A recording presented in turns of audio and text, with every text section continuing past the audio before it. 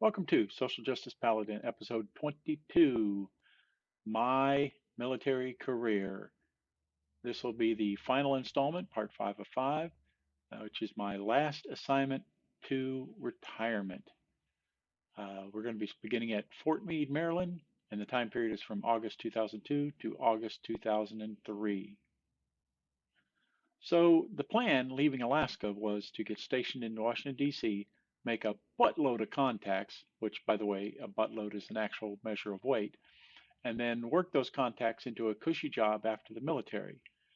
Unfortunately, as we will see, it didn't work out that way. I arrived at Fort Meade and I was assigned to a group supporting the Iraq War effort since I had experience in the theater. The main mission of the group, which was led by an Army intel, but we had Air Force, Marine, and a single Navy guy, was to receive and answer battlefield questions, which are known as requests for information or RFIs, and then answer them leveraging NSA's resources and respond back to the warfighter in theater. A couple of months into this, I realized that we kept getting repeat questions, which is fine because tactical information tends to need to be updated frequently. The part I didn't like was the fact that we weren't cataloging our answers in any form. We were just researching and sending out emails. But I knew Microsoft Office tools pretty well from previous assignments, and I proposed that we used Excel.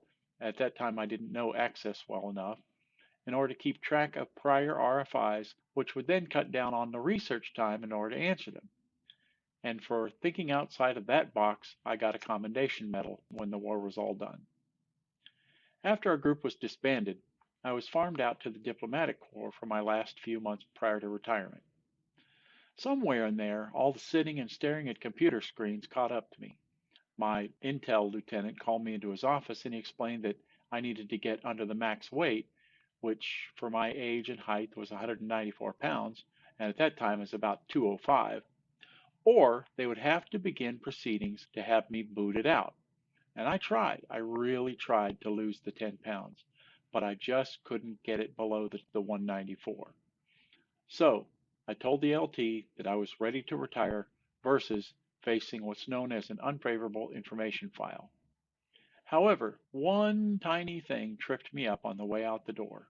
Since my 5-year reinvestigation for my top secret clearance was up in less than a year, the decision was made between me and the squadron not to renew it, but that I could stay at my job on a quote provisional clearance, which would then expire when I retired.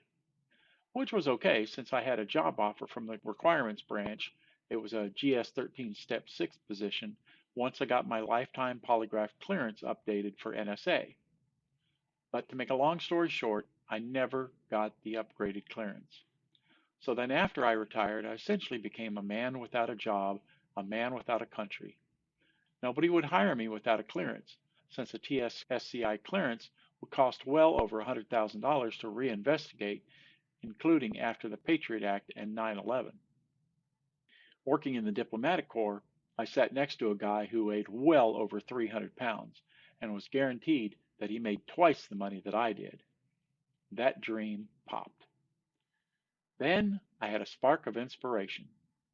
When I was still in Alaska, I had a captain supervisor that I was pretty tight with who could at least point me in the right direction for a job. And then that bubble burst. Here's an article from Wikipedia regarding Kirk von Ackerman.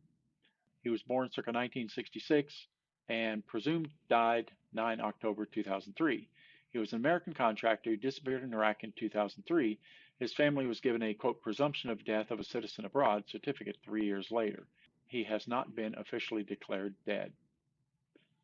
With Kirk von Ackerman missing in action in Iraq, the last puff of smoke of any possibility of getting a job in the intel field after the military went up in smoke. Now I was retired from the military, no job, no prospects for a job, family with 4 kids and a brand new infant son who was born at Andrews Air Force Base. Retirement pay is about 50% of base pay. We had 30 days to vacate base housing. We wound up taking 60 and then paid the extra month rent. So after retirement, we moved in with her parents in Massachusetts. I hate to end this story on an unhappy note, but reality being what it is, there's no place to end it. Maybe after I take a break from my military career, I can pick it up and continue the story afterwards. Spoiler alert, it doesn't get much better for a long, long time.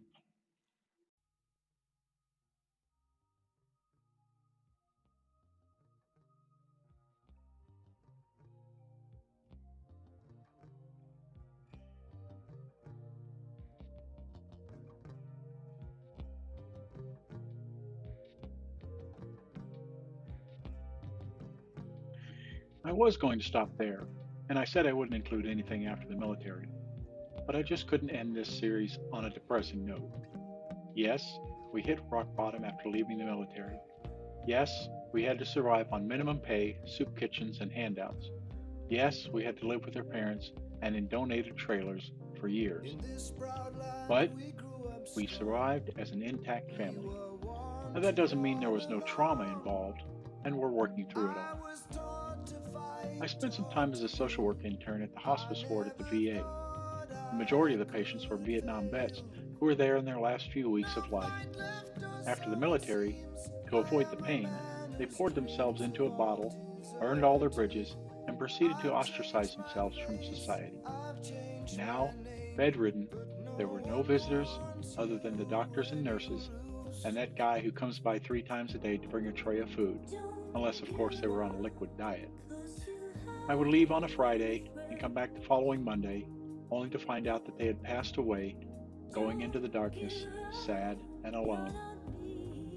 I said all that to say this. My situation is exactly the opposite. Yes, I'm now completely disabled, but right now, as I'm scripting this, on February 1st, 2023, all the bills are up to date, we own our own home, our kids are grown, and our youngest is in the Navy now. I'm surrounded by a loving, extended, intact family. Do we have problems? I'd be lying if I said we didn't. But we have enough food to share, lots of emotional support and emotional support animals, and lots of laughter. Because we didn't give up. We stuck it out and we stayed together. Thanks for watching.